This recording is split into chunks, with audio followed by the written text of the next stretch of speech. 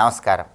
ఈరోజు సూర్యుడి వృషభ సంక్రాంతి, అలాగే మాస శివరాత్రి, మోపిదేవి సుబ్రహ్మణ్య క్షేత్రంలో లక్ష పుష్పార్చన. ఈ సందర్భంగా కొన్ని ప్రత్యేకమైన విధి విధానాలు పాటిస్తే సమస్త శుభ ఫలితాలను సిద్ధింపజేసుకోవచ్చు.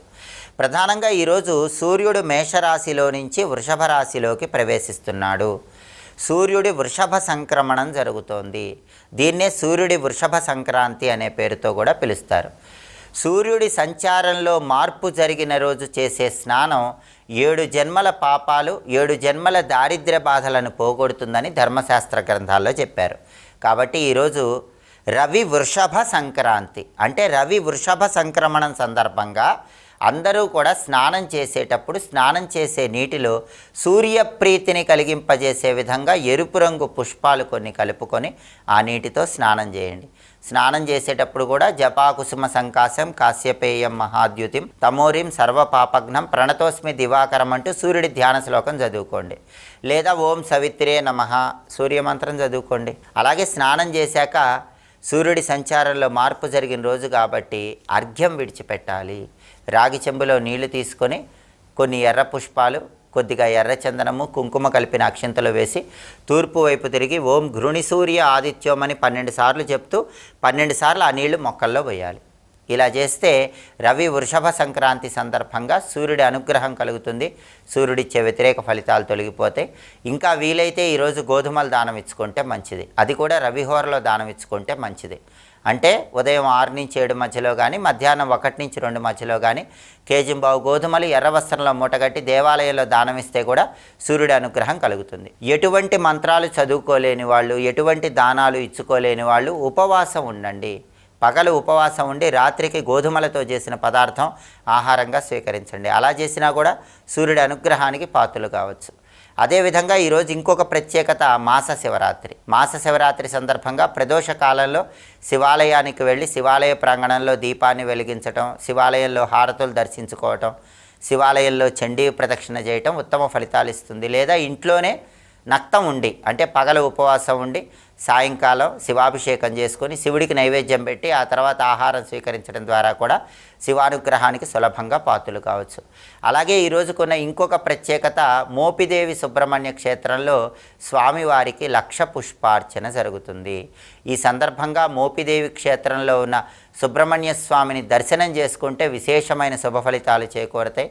అలా వీలు కాని పక్షంలో ఇంట్లోనే దీపారాధన చేసి ఒక శక్తివంతమైన సుబ్రహ్మణ్య గాయత్రి మంత్రాన్ని 21 సార్లు పఠించినా కూడా మోపిదేవి సుబ్రహ్మణ్య క్షేత్రంలో ఉన్న సుబ్రహ్మణ్య స్వామి అనుగ్రహానికి సులభంగా పాత్రలు కావచ్చు. ఆ శక్తివంతమైన మంత్రం ఏంటో ఇప్పుడు మనం చూద్దాం.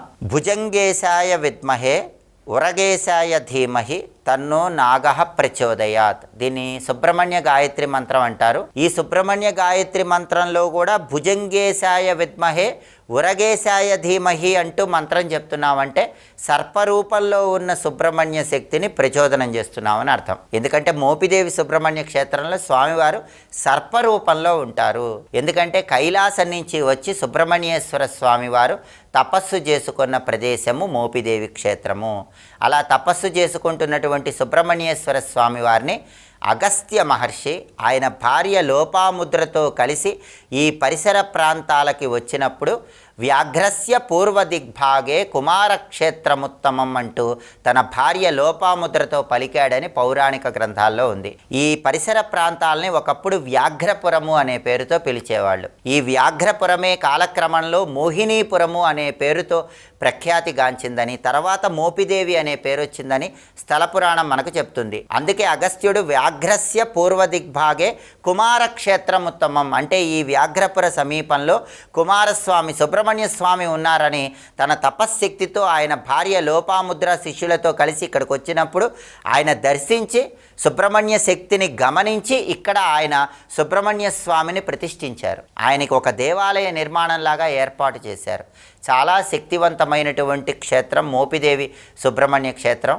ఇప్పటికీ సుబ్రహ్మణ్య స్వామి సర్పరూపంలో అదృశ్యంగా సంచరించే క్షేత్రము మోపిదేవి సుబ్రహ్మణ్య క్షేత్రం. అందుకే జాతకంలో ఎలాంటి తీవ్రమైన కాలసర్పదోషాలున్నా కుజదోషాలున్నా అవన్నీ పోగొట్టుకోవటానికి మోపిదేవి సుబ్రహ్మణ్య ఆలయంలో సర్పదోష నివారణ పూజ చేయించుకుంటే ఉత్తమ ఫలితాలు కలుగుతాయి. తీవ్రమైన కుజదోషాల వల్ల ఇబ్బందులు ఎదుర్కొంటున్న వాళ్ళు కూడా మోపిదేవి సుబ్రహ్మణ్య ఆలయానికి వచ్చి ఆలయంలో 70 ప్రదక్షిణలు చేసినట్లయితే తీవ్రమైన కుజదోషం వల్ల ఏర్పడే వివాహ సమస్యలు, దాంపత్య సమస్యల నుంచి బయటపడవచ్చని స్థల పురాణం మనకు తెలియజేస్తోంది. అలాగే ఎన్ని ప్రయత్నాలు చేసినా సంతానం కలగక ఇబ్బంది పడుతున్న వాళ్ళు, ఎన్ని పూజలు ఎన్ని హోమాలు చేస్తున్నా సంతానం ఆలస్యమవుతున్న వాళ్ళు మోపిదేవి సుబ్రహ్మణ్య క్షేత్రానికి వచ్చి ఇక్కడ స్వామివారికి అభిషేకం చేయించుకొని ఆలయ ప్రాంగణంలో ఉన్న కల్పతరువు చెట్టుకి ఉయ్యాల కట్టి రాత్రి నిద్ర చేసి వెళ్ళినట్లయితే అతి త్వరలోనే సత్సంతాన ప్రాప్తిని సిద్ధింపజేసుకోవచ్చని కూడా స్థల పురాణం మనకు తెలియజేస్తోంది. అంతటి శక్తివంతమైనటువంటి మోపిదేవి సుబ్రహ్మణ్య స్వామి క్షేత్రంలో స్వామివారికి 1,00,000 పుష్పార్చన జరిగే రోజు. ఈ సందర్భంగా సుబ్రహ్మణ్య శక్తిని ప్రచోదనం చేయటానికి ప్రతి ఒక్కరూ కూడా ఇంట్లో దీపారాధన చేశాక ఏ సుబ్రహ్మణ్య గాయత్రి మంత్రాన్ని 21 సార్లు పఠించాలో ఇంకొకసారి చూద్దాము. మరి భుజంగేశాయ విద్మహే ఉరగేశాయ ధీమహి తన్నో నాగః ప్రచోదయాత్. ఈ సుబ్రహ్మణ్య గాయత్రి మంత్రం పఠించండి. మోపిదేవి క్షేత్రంలో ఉన్న సుబ్రహ్మణ్య స్వామి అనుగ్రహానికి ప్రతి ఒక్కరూ సులభంగా పాత్రలు కండి. స్వస్తి.